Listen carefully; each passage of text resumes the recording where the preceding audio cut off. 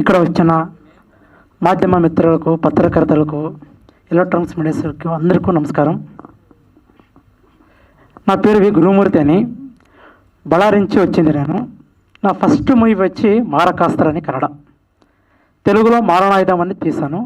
దాంట్లో నా క్యాస్టింగ్ వచ్చి మాలేశ్వరి యాక్షన్ క్యూన్ వాళ్ళ దగ్గర ఫస్ట్ నాది యాక్షన్ చెప్పినాను. ఇప్పుడు శిఖండి మారణాయుధం సినిమా అయినాక ఏం చేయాలి అన్నప్పుడు చాలా కథ వచ్చాయి నాకు మైండ్లో.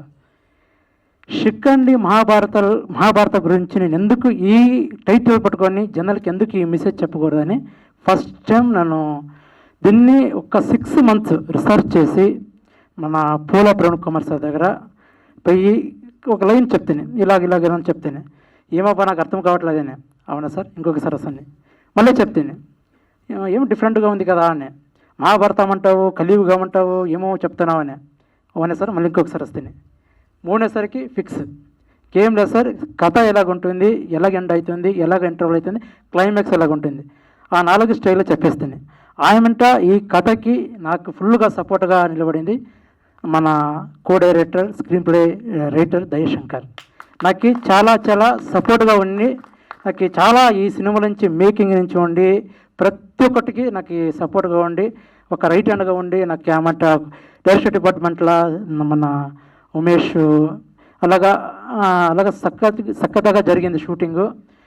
నాకు జన్మమిచ్చిన తల్లిదండ్రులు అయితే నాకు లైఫ్ ఇచ్చిన ప్రవీణ్ కుమార్, లక్ష్మీ మేడం సార్కి నా లైఫ్లో కృతజ్ఞతగా ఉంటాను. ఎందుకంటే శిఖండి అనేది ఇప్పుడు చెప్తున్నాను మీకు, క్లైమాక్స్ మీరు చూస్తే కన్నీళ్ళు తీసుకొని బయటకు రావాలి మీరు. అలాగుంటుంది క్లైమాక్స్లో. ప్రతి ఒక్క రుద్ర తాండవ ఉంటుంది క్లైమాక్స్ అని ఏం చెప్పను. ఇప్పటివరకు సత్యదేవ్ సార్ కానీ, మన సత్యనారాయణ సార్ కానీ చెప్పి శిఖండి ఏమి అంతా మొత్తం తెలిసిపోయింది. ఇప్పుడు నేను దాని గురించే చెప్పి మళ్ళీ మీకు డిస్టర్బ్ చేసకపోను. శిఖండి ఒక్క దైవ స్వరూపి కథ.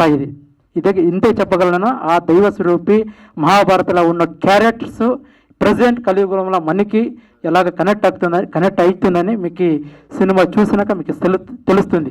ఎలా కనెక్ట్ అవుతుంది దానికి. ఇలాగా నెక్స్ట్ నేను ఏమైనా మిస్టేక్ చేయాలంటే ఒక భగవద్గీత, రామాయణ, మహాభారత దాన్ని తెలుసుకుంటే నెక్స్ట్ ఏం మిస్టేక్ చేయకూడదు అనేది ప్రతి ఒక్క మనుషులకి తెలుస్తుంది ఈ స్టోరీ. నాకు మళ్ళీ ఇక్కడ కెమెరామన్గా మైసూరు స్వామి అని దీనికి డిఓపిగా ఉన్నారు. మళ్ళీ ఎడిటర్గా చక్రాం సాయి అని, C2C అని పోస్ట్ ప్రొడక్షన్ కంపెనీ వాళ్ళది. నాకు విజన్స్ స్టూడియో అని రమేష్ సార్ నాకు ఫుల్గా ఈ ఈవెంట్ కానీ ఫుల్ సపోర్ట్గా చేశారు. ఆమె Radhakrishna sir press meet arrangement చేసి నాకు ఏమేమి కావాలో అంతగా అనుకూలంగా చేసి ఇచ్చారు. చాలా థ్యాంక్ యూ సార్. మళ్ళీ మన అందరికీ నిఖిల్ సార్కి ఇంకొకటి విశేషంగా చెప్పాలంటే, నిఖిల్ సార్కి మీరు ఈ సినిమాలో ఏమో చూడాలనుకుంటున్నారో అంతకు మించి ఈ సినిమాలో ఉంటుందని మీరు మాస్గా చూడవచ్చు. చాలా ఒక ఫ్యామిలీ ఎలిమెంట్స్ లాగా మీరు నిఖిల్ సార్ చూడొచ్చు అని చెప్తున్నాను. ఆమె హీరో చాలా ఫస్ట్ అయితే కదా బాగా చేశారు. మన దీపక్ సార్ మీరు ఎవరు చూసిండు ఆ క్యారెక్టర్ ఆ రేంజ్లా ఉంది వాళ్ళ పర్ఫార్మెన్స్ క్యారెక్టర్. కానీ ఆమె మన ప్రొడ్యూసర్ కూడా ఒక మంచి హీరోని ఫాదర్ క్యారెక్టర్ చేశారు. మళ్ళీ మన ఇంకోటి ఈ సినిమాలోన శిఖండి టు ఎల్లమ్మన రూపంలో జోగతిలాగా మన నిఖిత్, చాందిని, ఇంకో టీం చాలామంది ఉన్నారు. వాళ్ళందరికీ చాలా బాగా చేశారు.